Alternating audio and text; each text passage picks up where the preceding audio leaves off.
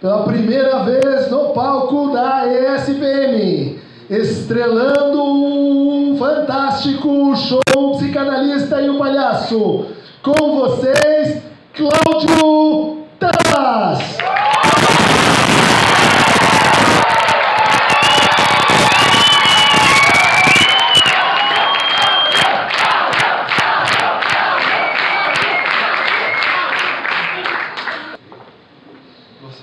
Casaco do Christian Dunker, gente.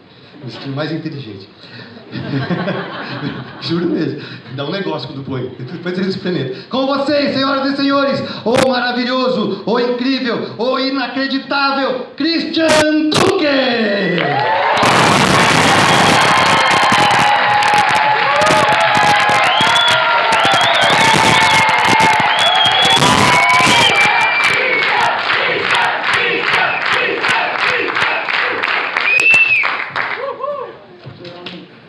Ai, caraca.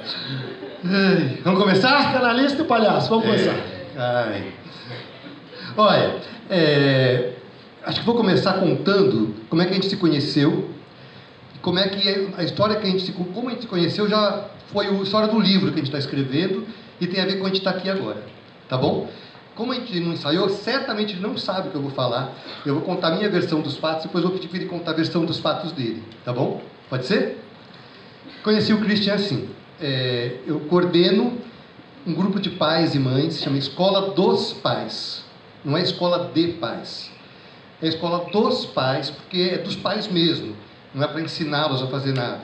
Eles se encontram para discutir os prazeres e dissabores de ser pai e mãe no mundo, porque filho não vem com bula, e tampouco a gente tem uma bula para ser pai. Então, eu fui pai com 21 para 22 e carreguei todas as angústias de não saber fazer aquilo. Então os pais se encontram, um processo de 8 encontros de autoconhecimento em grupo, e num determinado momento desse encontro a gente chama um especialista. Era a primeira vez que a gente ia fazer esse formato de chamar um especialista. Aí na roda apareceu o nome de quem? Christian Dunker. Aí eu já tinha ouvido falar um monte, sabia que ele era psicanalista e tal. A gente mandou o convite, mas como ele vinha, eu queria saber um pouco mais sobre ele. Tudo isso estou contando exatamente assim. Entrei na internet. Aí eu falei, caraca, ele é famoso pra cacete, tinha um monte de coisa do cara. Ele escrevia para um monte de revista, teses, cara, e tinha uma coisa que me chamou a atenção. Ele tinha um canal no YouTube. Eu achei que mundo moderno, um psicanalista, e achei que ia ser chato o canal, para ser sincero, desculpa, achei. Desculpa, juro mesmo. Aí eu abri o canal e uma coisa me chamou muito a atenção, que tinha uma porrada de view, tinha muito view. Aí eu falei, caraca, ou tem muito psicanalista ou muita gente precisando. E aí eu cliquei para ver, e achei incrível, porque não tinha nada de chato, não era cabeçudo, não era acadêmico. Eu entendia quando ele falava de Lacan. Eu achei que não ia entender nunca. Achei super legal. E é como se fosse papo de bar, só que em vez de falar do Neymar, falava do Sartre. Falava do Sócrates, mas do filósofo, sabe? Mas que aparecia lá para jogar bola e tal. Bom, aí eu fiquei fã do cara. Aí ele ia lá na escola. A gente se preparou, deixou tudo bonitinho, os adultos tudo ali excitado, falando pelos cotovelos, que ia chegar o Christian Dunker, né?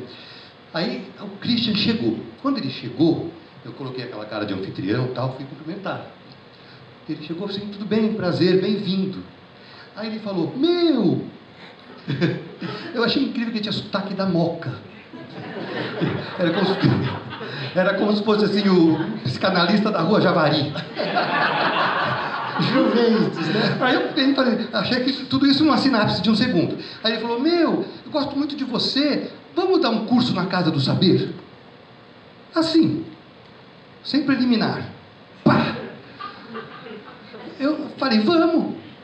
Quando? Mais ou menos daqui a umas 3 semanas, eu estou com uma data lá, assim, mas sobre o quê? Você tem aquele seu vídeo lá, a gente dá um curso sobre o vídeo. Tá bom. 3 semanas depois, a gente estava dando um curso na Casa do Saber.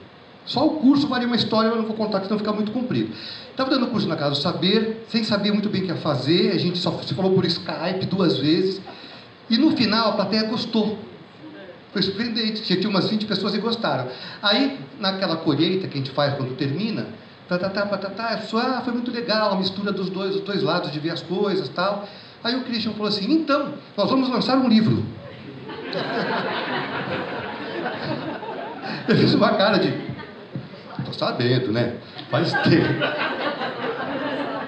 Depois em casa eu fiquei pirando, né? A gente nem namorava, já queria ter filho. E pirei mais ainda, pensei, nada mais normal do que um psicanalista, a coisa começar pelo sexo. Aí a gente foi tomar uma bebida depois, foi eu, ele e a Cris, esposa dele, que é Dunker também. E aí a gente sentou no bar para tomar piña colada, e a gente até hoje não sabe se veio certo ou se veio marguerita, mas a gente tomou a piña colada, e eu falei para ele assim, puta, Christian, agora você se fudeu, meu. Porque agora eu vou começar a escrever amanhã. Ele falou assim, beleza. E aí comecei a mandar texto para ele para mim, o livro está em março, e a gente está aqui. Agora eu quero ver o que você vai contar, porque eu não sei mesmo o que vai contar, vou até ficar lá embaixo para me te assistir. Versão B, o outro lado da história. E como isso tem que ver com o nosso assunto aqui, que é a escuta, né? De como a escuta começa por uma pressuposição de quem que é o outro, né? De certas antecipações, de como é que vai se dar aquele encontro, e que às vezes ajudam muito e às vezes é muito desfavorável. Eu conheci o Cláudio Tebas numa situação assim, nos anos 80, onde aconteceu um fenômeno dentro do teatro, né? Uma verdadeira assim, coqueluche, chamava-se Jogando no Quintal. Era um negócio incrível. Assim, eu acho que estava num teatro, tinha umas 1000 pessoas. A gente lá, vamos lá ver o teatro, é uma coisa nova. E de repente você estava dançando, os caras subiam e faziam você bater palmas, uma relação completamente assim nova, diferente entre público e os atores. Isso era um desdobramento de uma experiência muito bacana, que começou com um quintal. Começou com um quintal, foi se expandindo, aumentando, até que eles trouxeram o quintal para o palco e mantiveram aquela pegada. Isso, assim, marcou muito a minha geração. Tinha vários amigos que sonhavam em entrar para o Jogando Quintal. Jogando Quintal foi para televisão, Faustão, virou uma coisa, existe até hoje, né? Mas uma coisa muito famosa e muito importante, muito significativa para mim. Então, quando 15, 18, 25 anos depois, alguém me falou assim, o Cláudio Tebas está lá na escola fazendo um negócio e ele queria falar com você. Eu falei, comigo? Cláudio Tebas? Do Jogando Quintal? Cara, claro, vai ser assim, vou na hora e tal, uma honra, uma oportunidade, sabe, de você ver alguém que era uma espécie de ídolo, uma pessoa famosa e tal. E eu cheguei assim, era um encontro pequeno com os pais e tal, a gente trocou, ele mentiu uns pedaços, ele não foi tão curto assim a primeira pegada, mas a gente estava aqui naquele aquecimento, assim, meio camarim, e ele falava um negócio, falava outro e tal, e de repente eu senti uma coisa estranha, que a gente às vezes tem na clínica, mas é raro, que é um negócio assim de que você está despido, que você está... Que parece que você conhece aquela pessoa há muito tempo, que você não precisa, sabe, então, você, ouvir falar e etc, e que a gente está junto, né? Quer dizer, então, pareceu muito, assim, natural, eu juro que eu não faço isso com todas, tá, querida? Dizer, cara, a gente precisa fazer uma outra coisa, e como eu tinha uma outra coisa, eu falei, vamos juntos, né? Mas eu acho que essa história ela é importante também para o nosso assunto, porque ela fala de um elemento importante da escuta, né? Quer dizer, de repente eu me vi assim meio despido, né, do meu personagem, professor, psicanalista e o caramba, e eu me vi assim numa certa proximidade com esse cara, né?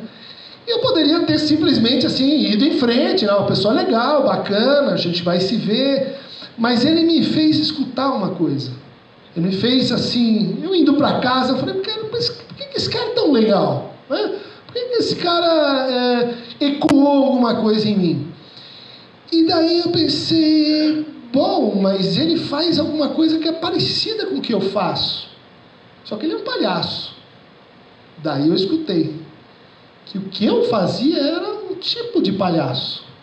Era um tipo de, assim, vestir a fantasia das pessoas, dar suporte para que elas fossem adiante na viagem delas com o inconsciente, que, assim, ao escutar o que tinha acontecido entre a gente, eu descobri uma coisa nova sobre o que eu faço, o que eu sou. Né? Então, a ideia de fazer um livro é tipo uma consequência desse encontro e dessa experiência que a gente começou a ver. O que a gente tinha em comum? A gente escutava as pessoas.